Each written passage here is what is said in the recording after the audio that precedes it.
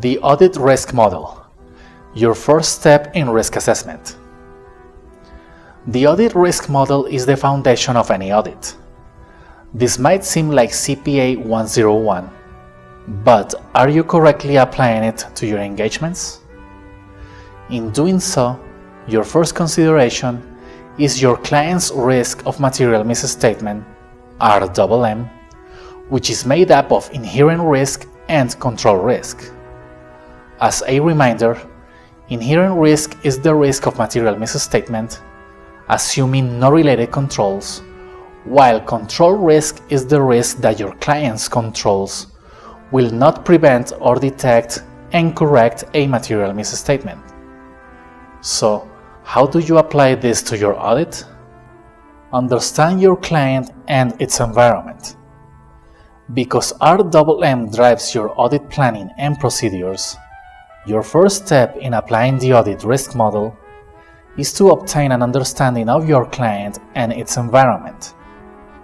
You should consider the nature of your client's business, external factors that impact it, and how the organization measures and reviews its financial performance. This includes: first, nature of the client. Make sure to think about business operations, investment and financing activities, and financial reporting. Second, external factors. Consider industry conditions, the regulatory environment, and government policies. How competitive is your client's industry? How easy is it to enter? What are its revenue characteristics? How quickly do products change? Third, organization strategies. How does your client address these external factors?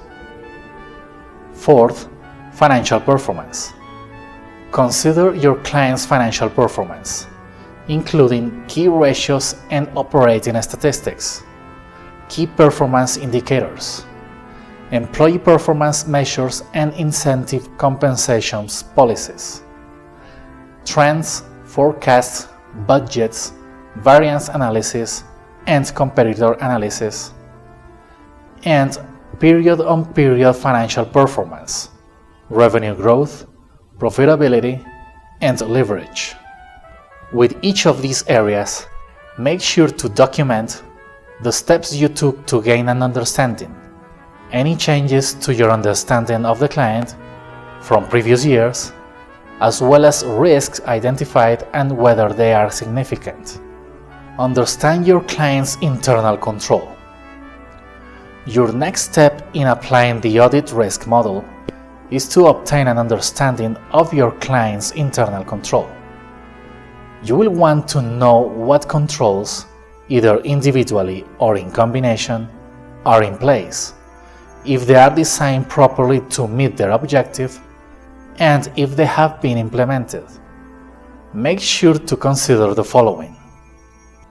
First, control environment. What are management's attitudes and actions related to internal control? How much emphasis do they put on achieving reliable financial reporting? Second, control activities. For all material classes of transactions, account balances, and disclosures, you will need to identify the relevant assertions, control objective, key controls, whether the control's design is effective or ineffective, and whether the control is properly implemented. Third, your client's risk assessment, information and communication, and monitoring. While smaller entities may not have well-documented controls or procedures in these areas, they likely still have some controls in place. For example, does the owner review financial results on a monthly basis?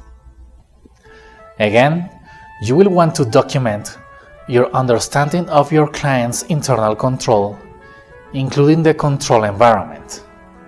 Then, document the steps you took to understand it, any changes over the previous period, and all identified risks. use RMM to drive detection risk. Based upon your assessment of RMM, you will determine the nature, timing, and extent of your audit procedures. For example, if you determine that your client has low inherent and control risks at the assertion level, you might accept detection risk at high and thus use less rigorous substantive tests, i.e., analytical procedures or tests of details. On the other hand, if your client's inherent and control risks are moderate to high, you would plan more rigorous substantive tests in order to obtain more persuasive audit evidence about the assertion as part of your audit. The key for using RMM to drive detection risk is to remember that the nature, timing, and extent of further audit procedures planned needs to be responsive to the RMM identified.